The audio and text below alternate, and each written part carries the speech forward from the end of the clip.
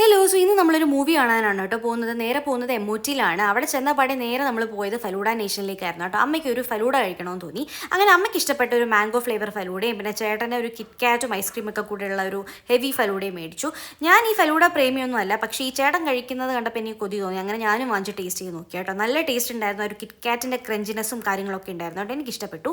പിന്നെ അമ്മയുടെ ആ ഒരു മാംഗോ ഫ്ലേവർ ഫലൂഡയും അടിപൊളിയായിരുന്നു എന്ന് പറഞ്ഞു. പിന്നെ ഞാനത് ടേസ്റ്റ് ചെയ്യാനൊന്നും പോയില്ല. പിന്നെ എനിക്ക് കഴിക്കാനായിട്ട് ഞാൻ നേരെ പിസ്സ ഹട്ടിലാണ് കേട്ടോ പോയത്. അവിടെ ഒരു രണ്ട് കുട്ടി പേഴ്സണലൈസ്ഡ് പിസ്സ മേടിച്ചു കേട്ടോ.